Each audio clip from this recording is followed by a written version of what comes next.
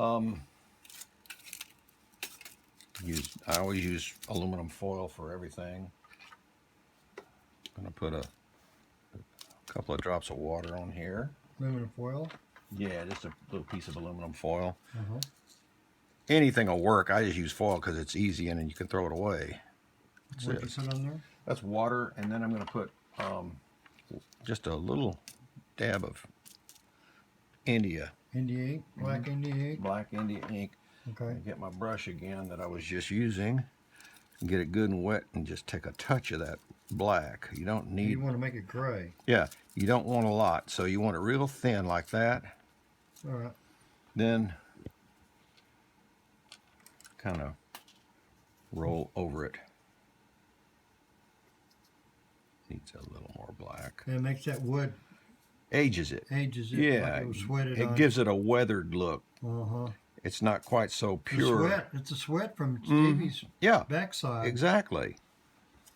It's just... So it's like it turns a fence out in the backyard dark. That's right. It's water damage is what it amounts to. Mm-hmm. You just sort of go over the whole thing, because really there aren't any fresh worn spots on the back of his guitar like there are on the front where the pick hits. Mainly on the back, it's just a trashed out back. You know, it's just move your fingers together. It's an ugly gray color. And get back up, down a little bit more. Get down into here, just to get the edges where the inside is going to be treated. If you start running out of that, you can just add a little water, because that black's going to carry it. You can even rub it away like that a little bit if it's too dark, and that adds to the worn look. You don't want it to look too contrived. There. Yeah. Now you've kind of got a feeling of what it's supposed to be. I've got to clean my brush now, so I'm just going to get a little of that on here. Mainly, a lot of time is used up in cleanup. You would never know it by looking at my work table. But anyway, okay. Now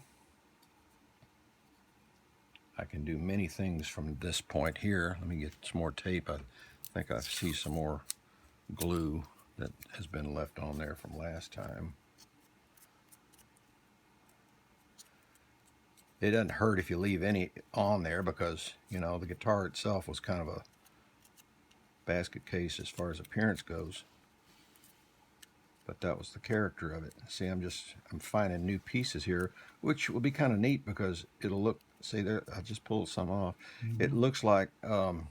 just gives it a little bit different age, time, yeah, like time. Right, levels of use, and it's a chronology. And you can't really, I mean, as you're doing it now, you're trying to reconstruct the colors, how they the wearing, you know. Mm-hmm. It's never going to be exact, but you know, you're going to just try your best to come close. See, I mean, this one here turned out really, really nice. It was just... Here, put that back up here again. Let's look at that one.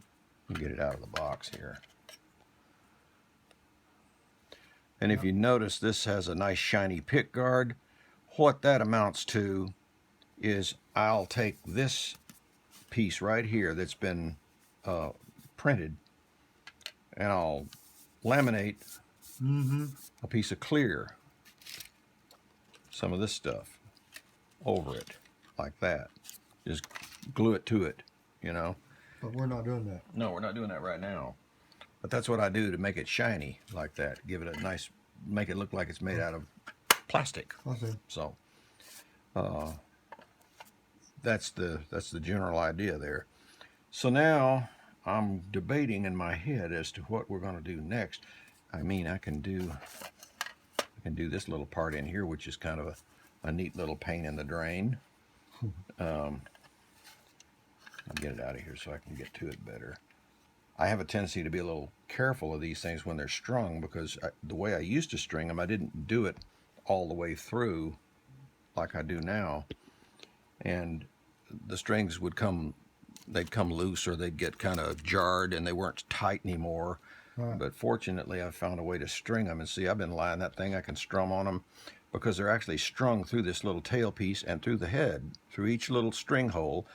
I just make a weave back and forth, and so there's a tie here and a tie there, I see. and that's what keeps them stretched. And they're nylon, so they're not going to fray or anything. You can treat them a little bit rougher than normal. So I'm going to just scraping this just a little, just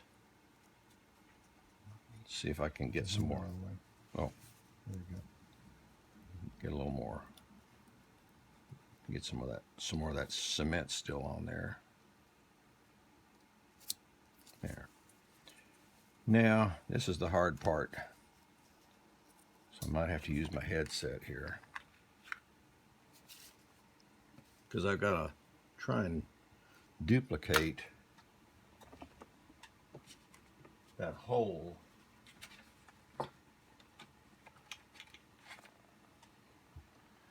Take a pencil, and I'm approximating where the reverb springs, the tremolo springs go. And it's not an exact rectangle. It's kind of got a little T shape to it. Mm-hmm.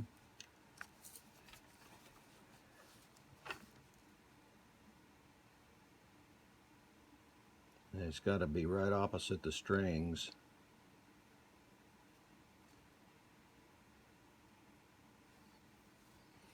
All right, I believe I got a guide here.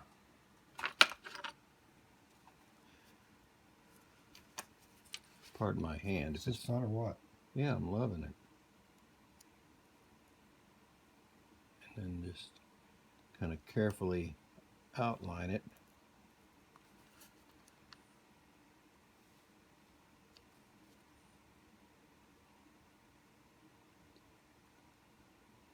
The real fun part begins when I start cutting that aluminum with my little Dremel wheels.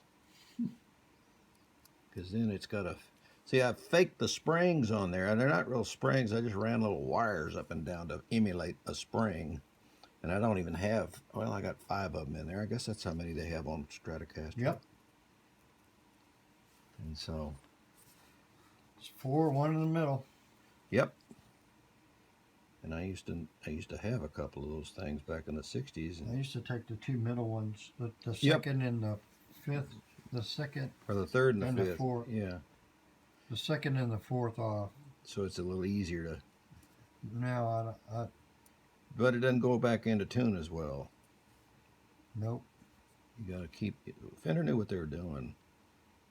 All right, here's the fun part now, trying to dig this little piece out. Mm-hmm. So I'm going to just start carving. And then my wood is a little bit wet from all that other work that I've been doing with the airbrush and everything, and so it's tough to chip it out like it normally would if it were dry. I'm coming closer. Okay.